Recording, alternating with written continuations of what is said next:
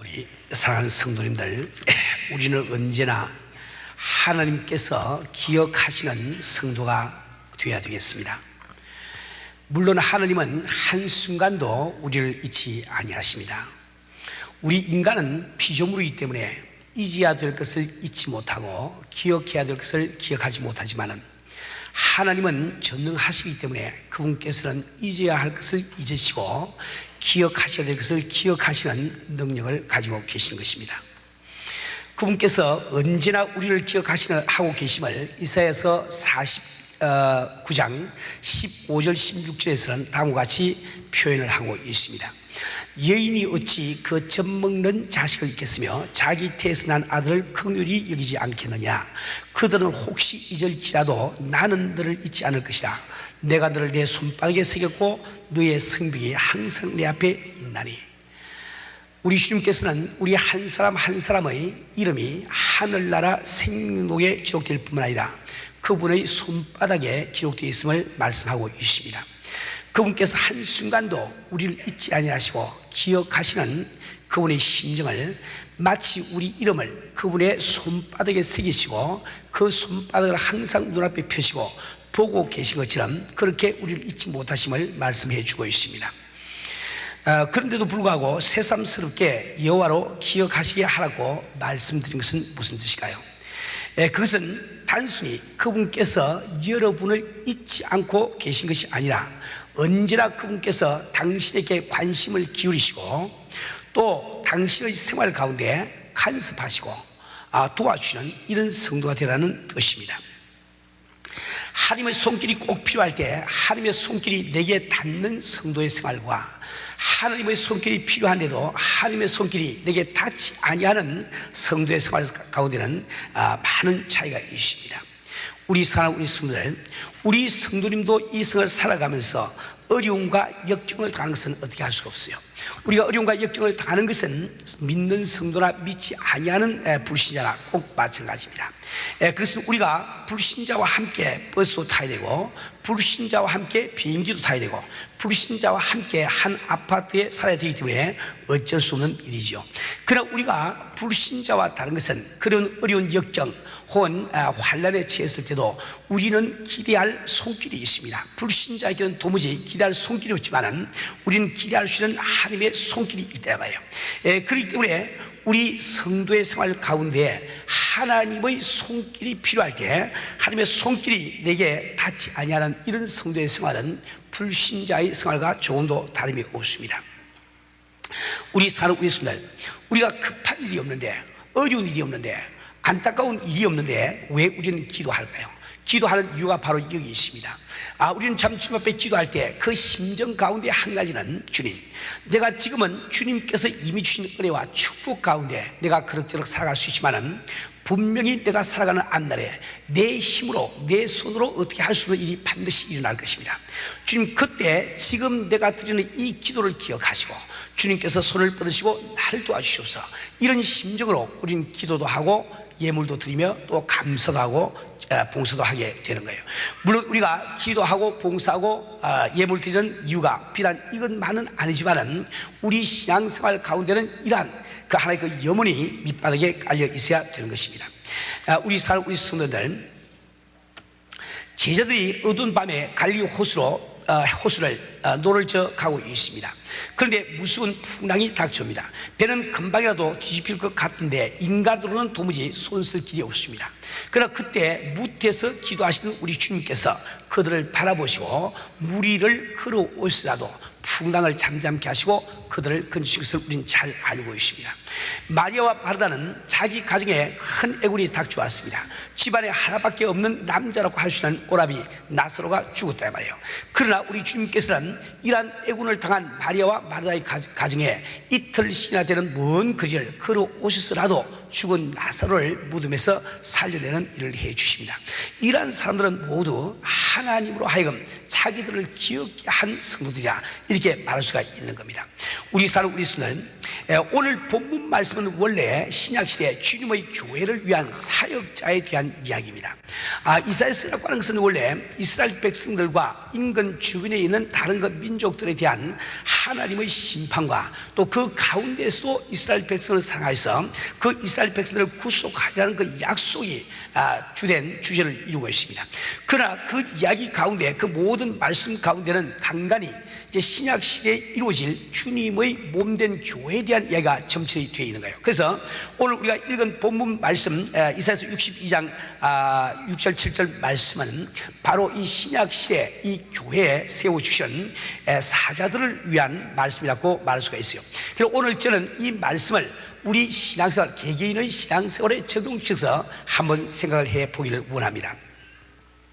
우리 사랑, 우리 성도들, 우리 성도님들 한 분 한 분 가정 속에 주님께서 여러분을 기억하시고 여러분을 도우시는, 여러분이 필요할 때마다 손길이 임하시는 그런 가정을 한번 생각해 보세요.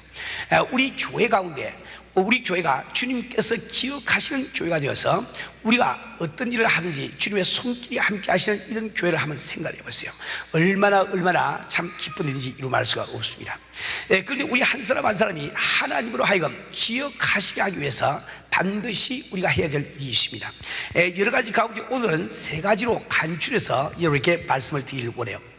우리가 진정코 하나님께서 나를 기억하시는 이런 성도가 되려고 하면 첫 번째로 우리가 해야 되는 일은 하나님을 향하여 우리의 최선을 다할 줄 아는 이런 성도가 되지 않으면 안 됩니다. 이렇게 여러분 설교나 성경 말씀을 통해서 말씀드리시다마는 우리 하나님께서는 소를 잡아서 제물을 드려야 되는 경우에 그 돈이 없어 양을 대신 잡아드리는 것을 마다하지 않습니다.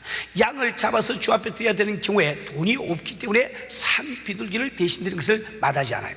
산 비둘기를 드려야 되는데 그마저도 돈이 없어 곡식가루를 드린 자를 마다하지 않습니다. 그러나 아무리 곡식가루 할지라도, 아무리 산비둘기라 할지라도, 아무리 양이라 할지라도, 아무리 소라 할지라도 그 가운데 점과 흠이 없으면 우리 하나님은 받지를 못하세요. 이것은 무엇을 뜻합니까? 바로 우리의 최선을 바라시는 우리 주님의 심정을 그대로 말씀해 주고 있는 겁니다. 우리 성도들, 우리 인간은 항상 눈을 수평으로 뜨고 살고 있습니다. 그렇기 때문에 우리는 이웃과 나를 언제나 비교하면서 살고 있어요. 그래서 우리는 항상 생각이 내가 누구보다 더 큰 일을 주를 위해서 하고 있는가, 내가 누구보다 더 많은 기도를 하고 있는가, 내가 누구보다 더 많은 예물을 주 앞에 드리고 있는가, 우리는 그렇게 관심을 가지고 생각하기 쉽습니다. 그러나 우리 하나님께서는 수평으로 보시는 그런 분이 아니세요. 그분은 우리 한 사람 한 사람을 그대로 보시면서 나의 최선을 다하고 있는지 이것을 보고 있는 우리 하나님이심을 믿어야 됩니다. 우리 하나님께서 나의 최선을 바라신다고 하는 이 사실은 우리에게 얼마나 위안이 되는 일인지 모릅니다. 만약에 주님께서, 하나님께서 우리를 비교해서 누가 누구보다 더 큰 일을 하며 누가 누구보다도 더 많은 예물을 드리며 누가 누구보다 더 많이 전도하는지 이런 것을 본다고 하면 우리 가운데는 가망 없는 사람들이 참 많이 있습니다. 여러분 가운데 어느 누가 여기 있는 목사보다 인간적으로 봐서, 수평적으로 봐서 더 많은 주의를 할 수 있는 사람이 있겠습니까? 그러나 정말 감사한 것은 하나님은 그것을 보지 아니하시고 우리가 얼마나 주를 위해서 최선을 다하는지 이것을 바라본다. 그렇기 때문에 이름 없는 평신도 한 분도, 이름 참 유명한 주의 종보다 훨씬 더 큰 일을 하고 주님 앞에 갈 수가 있는 거예요.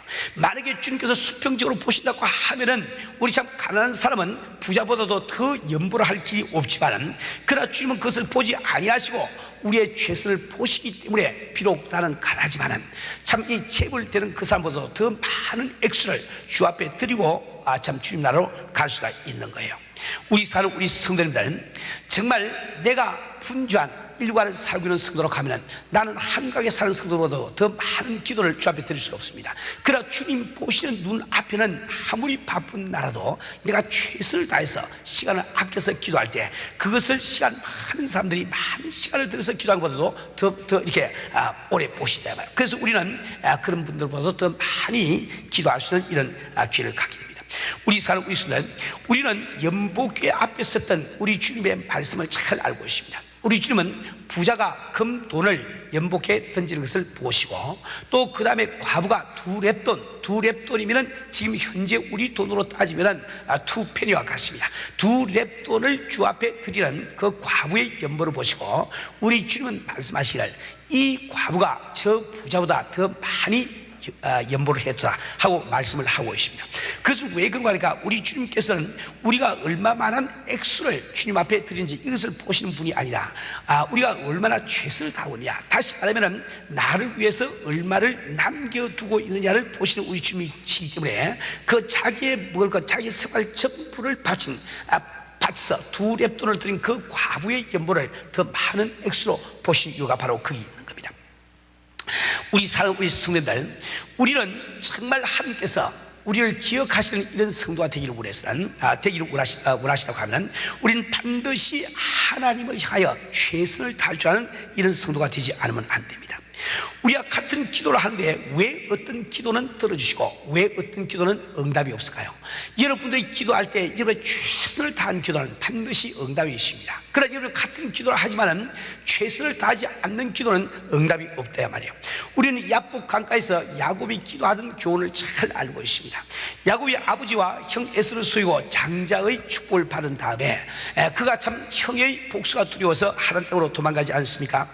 그 하란 땅에 가서 외삼촌 집에서 20년 동안이나 고생을 하면서 그는 두 아내와 두 여종과 또 많은 우양떼를 모으게 됩니다.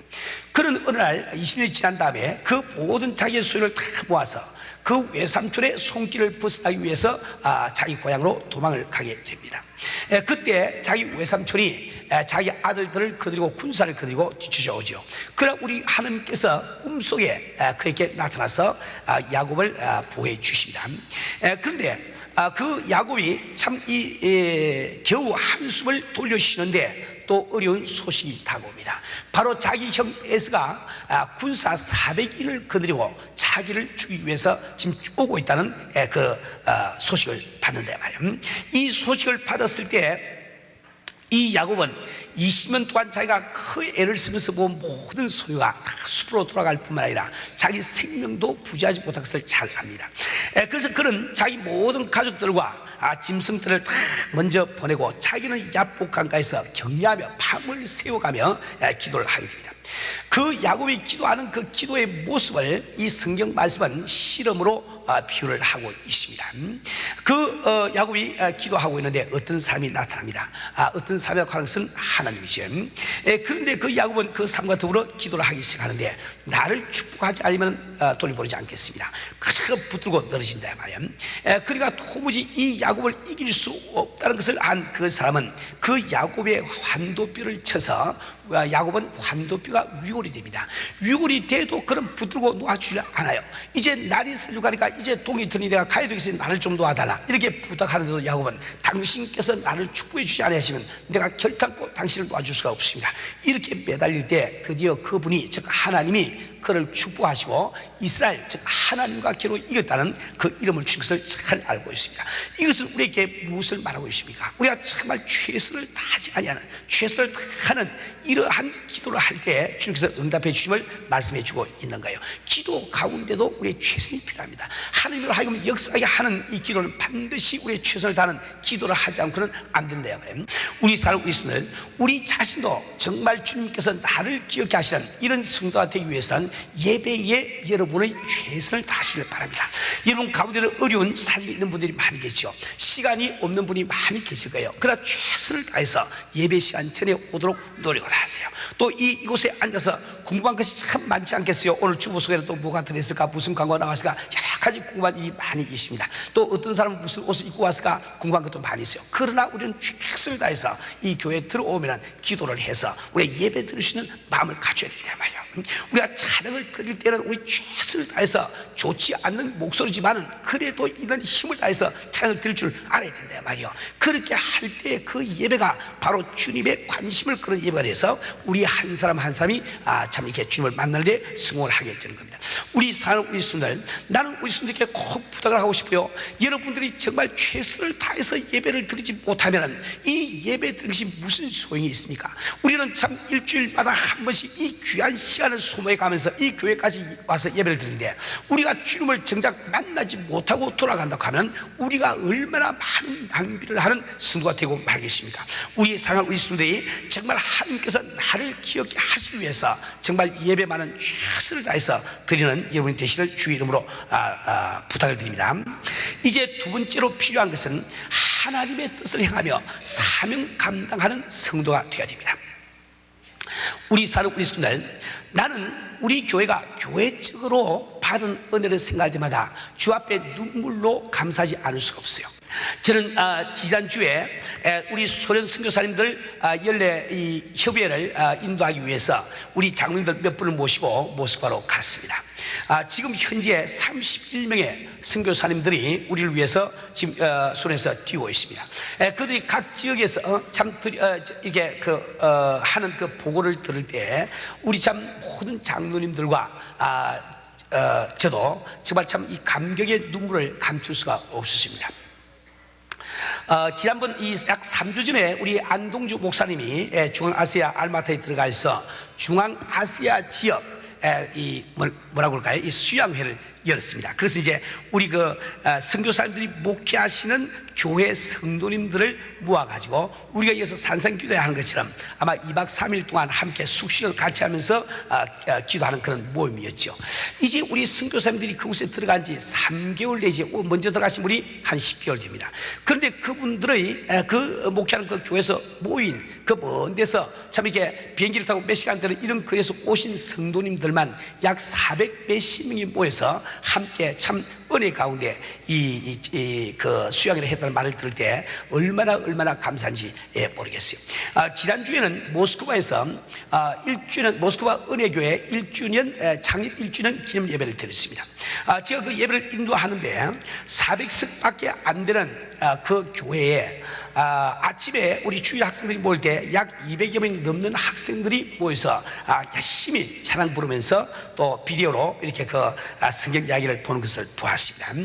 승인 예배 시간에는 400석밖에 안 되는 교회에 약 600명이 와가지고 교회 곳곳에 다 빈 곳 있는 데는 다 보조 의자를 놓고 또 보조 의자를 놓을 수 없는 전부 다 그 자리에 서시고 그래도 다 들어오지를 못해서 문 밖에서 기웃거리면서 예배를 보시는 이런 광경을 볼 때 얼마나 감사한지 모릅니다. 우리 사는 우리 순들 왜 주님께서 우리를 기억하시고 이런 축복을 주시겠습니까? 그것은 바로 우리가 주님의 뜻을 행하고 주 앞에 사명 감당하기 위해서 몸부림을 치기 때문에 우리 주님은 이런 축복을 우리에게 주고 계시는 겁니다. 우리 사는 우리 성도들, 저는 설교 초도에 이 풍당을 만난 제자들의 말씀을 드리시다마는 그들이 처한 어려움은 바로 그들이 주님의 뜻에 순종하기 위해서 당한 어려움이라고 말할 수가 있습니다.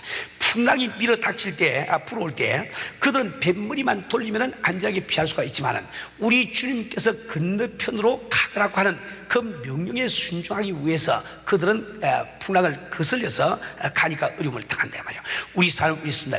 우리 성도님들도 마찬가지로 주님의 뜻을 행하고 주 앞에 사명을 감당하기 위해서는 때로는 어려움을 겪게 됩니다. 그러나 우리가 사명을 감당하기 위해서 당하는 어려움, 주님의 뜻을 행하기 위해서 이 당하는 어려움은 반드시 주님께서 임재해서 그 문제를 친히 해결해 주심을 믿으시길 바랍니다. 이런 다니엘을 바라보기를 바랍니다. 그는 하루에 3번씩 기도한다는 이유로 무서운 사자굴에 던짐을 당하고 그 사자굴을 돌로 막아버렸습니다. 어떤 사람도 그곳에서 살아날 수가 없지만은 그러나 다니엘은 하나님께서 사자를 보내서 그 사자의 입을 보게해서 무사하게 살아나왔단 말이에요. 왜 그렇습니까? 그 참 주님을 향해서 3번씩 기도한다는 것은 바로 주님의 뜻이요 그 뜻을 하기 때문에 이런 주님의 손길이 그에게 임한 것을 잘 알 수가 있습니다. 우리가 잘 아는 사드락과 메삭과 아벤느고는 느부갓네살 대왕이 만든 신상에 절하지 않는다고 해서 불풀무에 던짐을 당하죠. 그러나 그들은 하나님의 뜻, 하나님의 말씀에 순종하기 위해서 어떤 형상에도 절하지만 하나님의 말씀에 순종하기 위해서 그들은 금성에 절을 안 했던 겁니다. 그렇기 때문에 그들이 불풀무 가운데 들어갈 때 주님도 함께 들어가 있어 그들의 머리들 하나도 상하지 않게 해주심을 이 성경에서 말씀을 하고 있습니다. 온 땅이 가뭄으로 말미암아 참 기근이 심할 때도 엘리야만은 가마이가 물어주는 떡과 고기를 가지고 배불리 먹을 수가 있었습니다. 왜 그렇습니까? 그는 바로 하나님의 뜻을 행하는 그런 사람이기 때문에 그렇죠. 모세 같은 사람은 그 앞에 홍해가 가로놓여도 하나님이 친히 그 홍해를 갈라주는 역사가 일어났습니다. 정말 인간의 힘으로 도무지 살아갈 수 없는 그 광야에 나갔을 때도 하늘에서 하나님을 만나를 내려주시고 반석을 쳐서 생수를 내서라도 먹여 살렸단 말이에요. 이 모든 사람들은 바로 하나님의 뜻을 행하고 하나님의 사명을 감당하려고 하는 사람들이기 때문에 그들에게 그런 놀라운 축복이 임했던 겁니다. 우리 사랑 그리스도인들, 어느 날 주님께서 집에 들어가서 가르치시는데 사람들이 너무 많이 모여서 도무지 밖에 있는 사람이 안에 들어올 수가 없습니다. 그때 예수님의 어머니와 형제들이 예수님을 만나러 왔지만은 안에 들어올 수가 없어 밖에 서 있었단 말이에요. 그때 사람들이 와서 주님의 모친과 형제들이 와 있습니다 하고 전가를 했습니다. 그때 우리 주님이 하신 말씀 있죠. 누가 내 모친이며 동생들이냐 하시고 손을 내밀어 제자들을 가리켜 가르치되 나의 모친과 나의 동생들을 보라. 누구든지 하늘에 계신 내 아버지의 뜻대로 하는 자가 내 형제요 자매요 모친이라 하시더라. 다시 말하면 우리가 주님의 뜻을 행하되 내 생명보다 더 귀하게 생각하고 주님의 뜻을 행할 때 우리 주님은 바로 우리를 모친이나 혹은 형제나 자매와 똑같이 여기시고 우리를 지켜보아심을 이 성경에 말씀을 해주고 있는 겁니다. 우리 사는 우리 성도는 우리가 정말 하여금 나를 기억해 하시는 이런 성도가 되기 위해서는 세 번째로 반드시 하나님을 사랑하는 삶이 되어야 됩니다. 하나님은 자기를 사랑하는 자들을 기억하시는 하나님심을 믿으시길 바랍니다. 제가 마리아와 마르다 이야기를 잠시 했습니다마는 그 오라비 나사로가 죽었을 때 예수님께서 친히 이틀 길을 걸어서 얼마나 우리 예수님이 하실 일이 참 많았겠어요. 그런데 그분께서는 이틀 길을 바로 이 마리아의 가정을 위해서 걸어오셔서 죽은 지 나흘 되는 나사로를 살려내시다가요 무덤에서 살려내십니다. 그런데 그 마리아가 그러한 축복을 받을 수 있었던 그 비결이 요한복음 12장 1절부터 8절 사이에 기록이 되어 있습니다. 거기 보면은 이제 예수님께서 십자가에 못 박혀 돌아가시기 약 6일째입니다. 베단이라고 하는 마을에서 예수님을 향해서 위에서 잔치를 베푸는데 그때 마리아라는 이 여인은 향유, 즉 그 향유 한 근을 가지고 와서 우리 예수님의 발에 붓고 자기 머리로 예수님의 발을 씻깁니다. 그때 가룟 유다는 이야기하기를 이 향유를 팔면 300데나리오나 되겠는데 왜 이 향유를 팔아가지고 가난한 자를 구제하지 아니하고 이 향유를 낭비하느냐 이렇게 신라를 합니다. 그러한 제들의 신라에 대해서 예수님은 다음과 같이 마리아를 변호합니다. 예수께서 가라사대 저를 가만두어 나의 장사할 날을 위하여 이를 두게 하라. 가난한 자들은 항상 너희와 함께 있거니와 나는 항상 있지 아니하시라고 말씀하고 있습니다. 요한복음 12장 7절 8절에 나와 있는 말씀이죠. 예수님의 말씀 가운데 나의 장사할 날을 위하여라는 이 말씀은 이 사건을 기록한 하나님의 뜻을 우리에게 잘 말씀해 주고 있습니다. 우리 사는 우리 성도는 예수님은 지금 십자가를 눈앞에 두시고 그 심령이 고민하여 죽기까지 되어 있습니다. 그분께서 인간이 죽음을 두려워하는 것처럼 그러한 두려움으로 그분의 심령이 고민하고 있는 것은 아니었습니다. 죽음과 반대편에 계신 우리 주님이 죽음 속에 들어가야 된다는 그 쓰라림, 또 죄와 공존할 수 없는 우리 예수님께서 우리를 위해서 우리의 죄를 그 몸속에 담아야 된다는 그 괴로움, 그것 때문에 우리 주님은 그 심령이 민망해서 죽기까지 되었단 말이에요. 그러나 그 제자들 가운데 어느 한 사람도 우리 주님의 심정을 이해해주는 사람이 없습니다. 그들은 이야기하기를 주여 주께 이런 일이 일어나서는 안 됩니다. 주께서 절대 죽지 않습니다. 이런 이야기할 뿐만 아니라 주님은 지금 죽음을 앞두고 심령이 민망해서 죽기까지 되는데 제자들이 하는 일은 누가 천국에서 더 높으냐 그거 가지고 변론을 벌이고 있단 말이에요. 또 세베대 아들의 어머니는 와가지고 당신께서 도저히 앉으실 때 내 아들 중에 하나는 오른편에 또 하나는 좌편에 앉게 해주세요. 이렇게 요구를 하고 있단 말이에요. 이처럼 그들은 도무지 주님의 심정을 알지 못합니다. 그러나 이 마리아만은 주님의 심정을 알고 향유를 가지고 와서 그 발에 붓는 겁니다. 왜 그런가? 향유라고 하는 것은 그 당시에 사람이 죽으면은 그 썩는 시체의 냄새를 막기 위해서 시체에 바르는 것이 향유입니다. 그런데 그 마리아가 향유를 가지고 예수님께 와서 분다고 하는 이 말은 뜻이 있습니다. 그 향유를 붓고 자기의 그 귀한 머리카락을 가지고 참 주님의 발을 씻기면서 그 마리아는 말없이 눈으로 우리 예수님께 말씀을 드린다 말이에요. 주님, 이 제자들은 모르지만 나는 주님의 심정을 알고 있습니다.